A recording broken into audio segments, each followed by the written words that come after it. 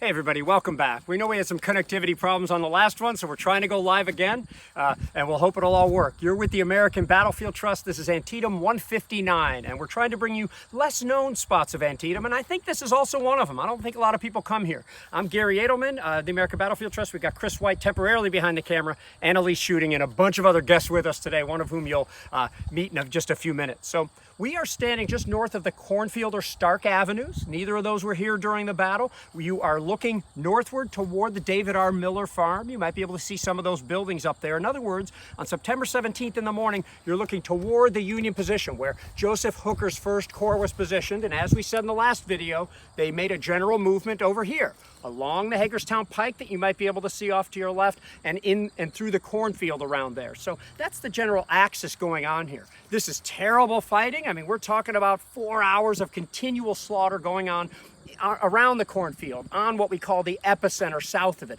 along the Hagerstown Pike and in the East Woods and surrounding. This is just terrible stuff.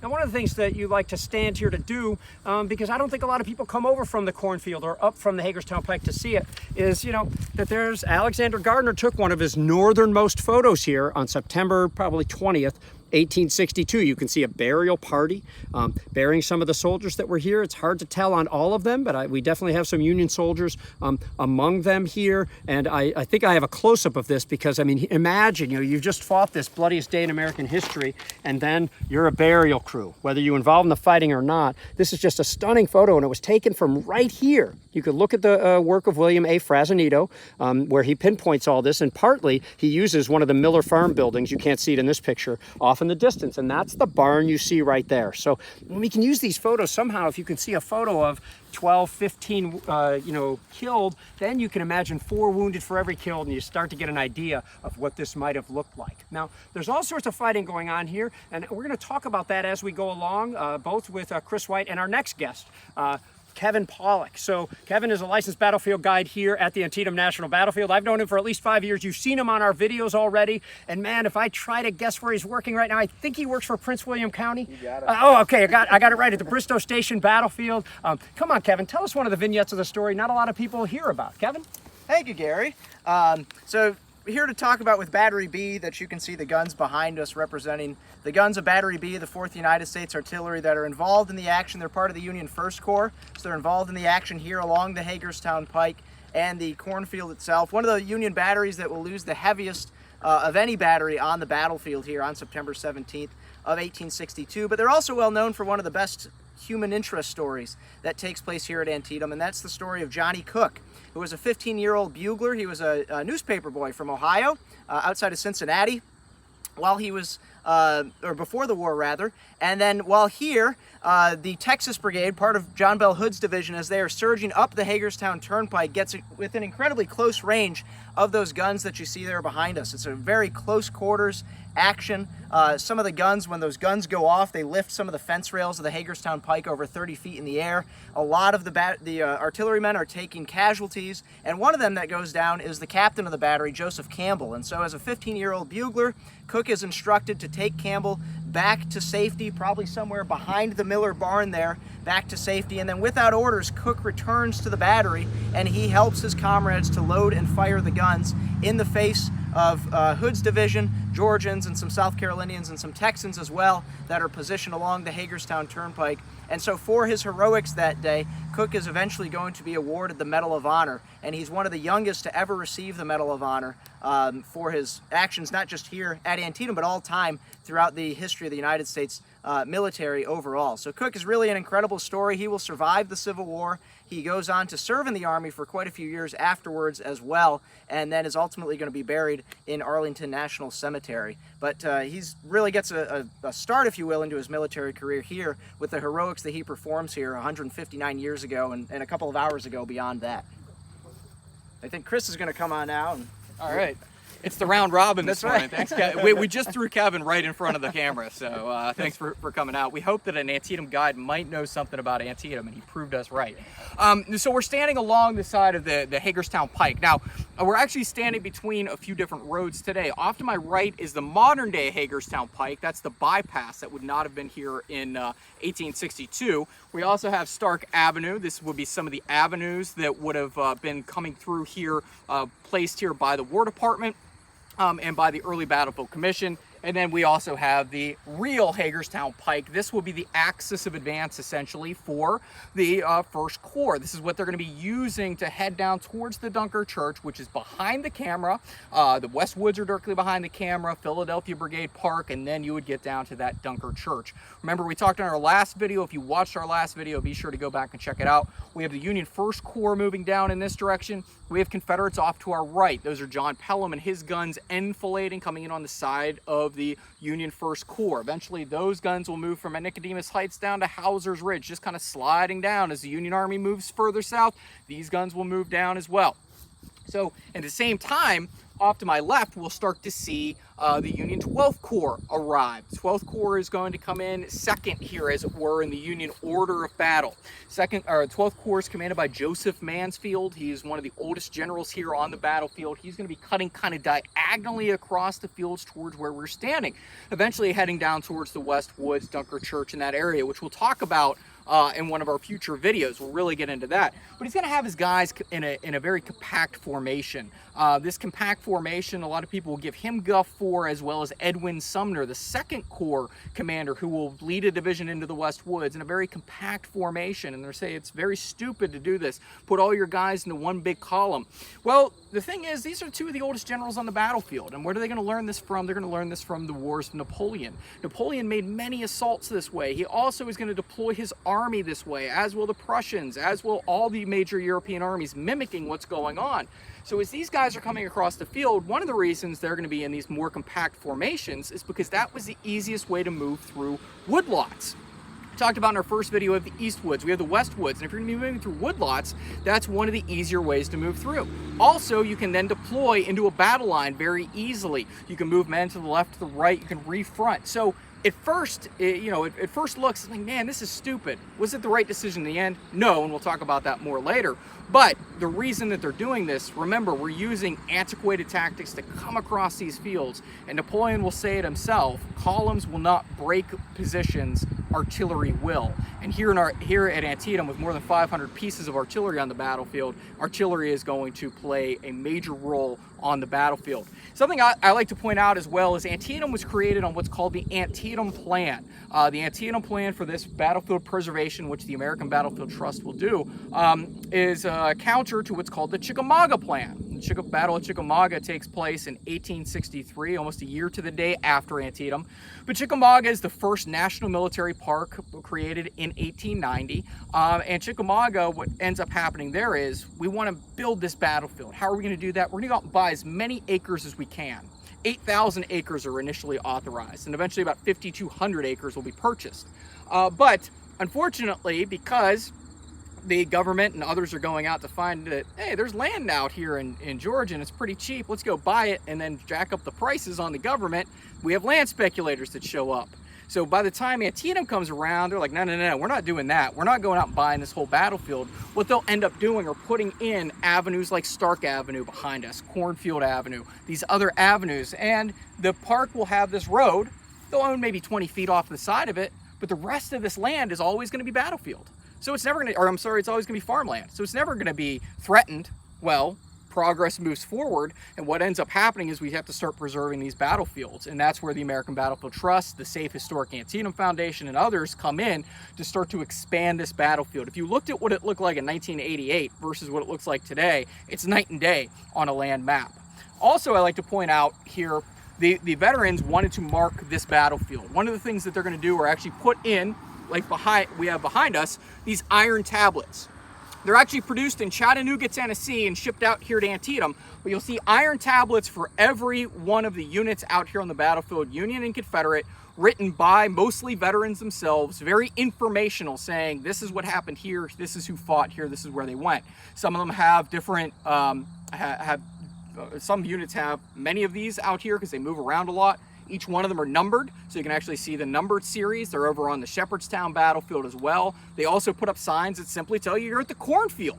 Or in this way is the Eastwoods or the Westwoods. All of those will be produced out in Chattanooga, Tennessee. If you go over to Antietam on the web, a great website, you can read each and every one of those without having to come out to the battlefield, though we encourage you to do so. And then right beside Annalise, we have a couple monuments. One is the 124th Pennsylvania. I like to talk about them just for a minute. The 124th Pennsylvania is one of what I call these emergency regiments. There's the emergency of 1862 when Abraham Lincoln calls for 300,000 more. Why does he do this in July and August of 1862? He is going to start to see that the Confederates are starting to move up towards Washington, and eventually they'll start moving up into the Heartland Offensive into Kentucky. So we start seeing a lot of different units starting to arrive here within the Army of Virginia and then the Army of the Potomac when the two are merged. And these units are going to largely be brand new guys. You can see August 1862 for 9 months service. Now, there's a question amongst these new recruits. You know, that patriotic fervor of 1861 and early 1862 kind of goes out by the wayside. So these guys are like, hey, I don't want to fight the whole time. So Lincoln kind of comes in the middle and says, okay, we'll have some of these 9-month regiments. So we'll have units like the 124th, the 125th, the 130s, the 131, 32, 33. These units will start arriving, but fight at only battles like Antietam, Fredericksburg, and Chancellorsville. A handful will make it up to Gettysburg, like the 151st and 153rd Pennsylvania, but largely, and some of the Vermonters, but largely these units will see their first action here just a few weeks and sometimes a few days after getting their uniforms and their muskets to come out here at the battle at Antietam. And finally, I know Gary has a picture of this. We have a couple of monuments here. We have the Indiana Monument, New Jersey. We have New York. We have the 124th. And Gary has a pretty cool picture to show you how you would see the early days here on the battlefield. Yeah, come a little bit this way, Chris. Before I show you, let me keep you in suspense a little bit. Let me just say, first of all, you're with the American Battlefield Trust. This is Unknown Antietam. And I would encourage you to look at our 156, 7, 8 coverage on our Facebook and YouTube pages to see a lot of the more well-known places like the Burnside Bridge and, you know, more of the Cornfield and the Dunker Church. Secondly, if you're having trouble with buffering or anything, try playing with your resolution. Some of you more tech-savvy people, you might be able to click right there on the app and set your resolution a little bit lower, and you might have fewer buffering problems. This is our way of blaming you for your buffering problems instead of us. But check this out, Annalise. Now, we're standing right at this monument here, and you can look across the road and see the tall New Jersey Memorial over there. And check this out. When I talk to car enthusiasts, they tell me this is roughly 1906. Now, someone will get on and disagree. It's probably you, Tim York, or Phil Spoggy will get on and tell me, though, that's not 1906, it's 1908 or something like that. But these are some early cars, some of the earliest touring cars you'll ever see in photographs, from what I understand. And you get an idea of what this would have been like.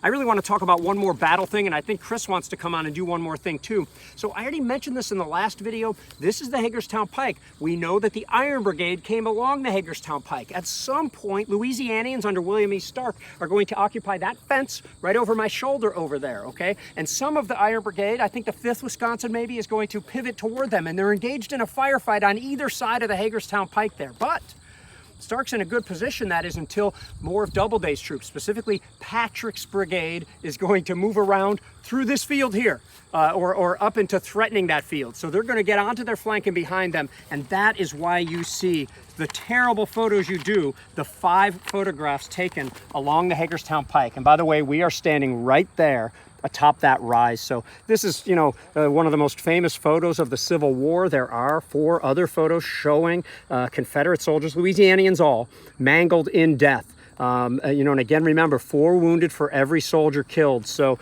you know, the Park Service has done a great job placing a sign out there on the spot. Most people don't know there are several different pictures in different orientations, and this is the opposite of a good 19th century death. So keep that in mind while we're seeing it. We do like to see battlefields. Veterans like to come back. They had fun. They laughed. They cried. We can do the same on battlefields today. Now, I think before we finish up, Chris wants to bring us on to the next phase of the battle. Not the 1st Corps coming around through the Cornfield. Not also through the East Woods here with the 12th Corps. There's a new Corps coming to town. Thanks, Gary. So what we have going on here, remember, this is a living, breathing battlefield. When people say, hey, you should make more maps about this, or this map doesn't show this unit here, remember, a map showing just a split second of a battle. This is a living, breathing unit, both of these armies. They're always moving around. So the 1st Corps will fight out until about until late morning, and Joe Hooker is going to be wounded in the foot. And that's really going to knock the 1st Corps out of action. Not to mention the fact they've seen a heck of a lot of action along the Hagerstown Pike down through here. But Hooker is going to be pulled out. His second in command, George Gordon Meade, he will take over. Meade will eventually take over the Army of the Potomac on June 28, 1863, of Joe Hooker in the midst of the Gettysburg campaign. So these two have a long history together. We also had the 12th Corps, as Garry mentioned. We'll talk more about those guys when we go into the West Woods, and we'll have a special guest for you there. But the 12th Corps come up. They've lost the head of the snake, as it were, Joseph Mansfield. He is going to be mortally wounded out here. And the 12th Corps for a little while is going to be essentially listless. But remember, we're still going to try to drive towards that white church, the Dunker Church, which is on the other side of the West Woods behind where I'm standing. Dunker Church is there, believe me. Now the 2nd Corps is going to come up online. And I mentioned in our last video, George McClellan seems to do his best to stay away from Edwin Sumner, the 2nd Corps commander, and to keep him out of trouble. You look at that at the Peninsula Campaign, he's trying to keep him out of here. Man, the worst thing that could happen in McClellan's eyes is McClellan getting wounded and this guy having to take over. Well, Sumner, I talked a little bit about earlier, he's going to start moving his 2nd Corps, his gigantic 2nd Corps, across the fields behind us, and he's going to start aiming towards the West Woods. But he only brings one division, the division of John Sedgwick, the 49-year-old Cornwall Hollow native of Connecticut. He rides a horse named Cornwall as he comes out onto the battlefield and is wounded 3 separate times, knocked out of action. Eventually, as he's known, Uncle John will come back to the war and command the Union 6th Army Corps. He liked to play solitaire a lot, and some of his staff officers were essentially in love with the man. If you read the way they describe him and some of his other staff officers, they describe them as Romeo. But Sedgwick comes out here onto the battlefield. His men will march into those West Woods across the piece of land that we call today the epicenter, a piece of land here at Antietam that members of the American Battlefield Trust helped preserve. It was a core piece of the battlefield land here to connect the Cornfield, the West Woods, the Dunker Church, the East Woods. You can now go across the epicenter and really access a lot of the action here. The rest of the 2nd Corps, though, will start to break off, and it will start to head towards a place called today the Sunken Road or the Bloody Lane. And those will be the divisions of Israel Richardson and William French, nicknamed Blinky because he has this weird habit of winking and blinking his eyes whenever he goes into combat. He's also known as Old Rum Barrel. Think about that. So they are going to head off into that direction. But now we have these new actions starting to materialize. Some of the 12th Corps coming across behind us. The 2nd Corps is coming into action. Some into the West Woods, some towards the Sunken Road. So there's a lot of things that are going to be happening and coming to a head here in our next few videos. Good. Thanks so much, Chris. And we know some of you are watching this later because I think we got cut off again. But to Chris and to Brian and to Kevin and everybody behind the camera, thank you so much. Make sure you're checking out our old videos at this time. Check these videos out later after they've fully loaded up. And we might try on Facebook next to see how we're doing. Thank you for watching. Thank you for supporting battlefield preservation. Get inspired at battlefields.org.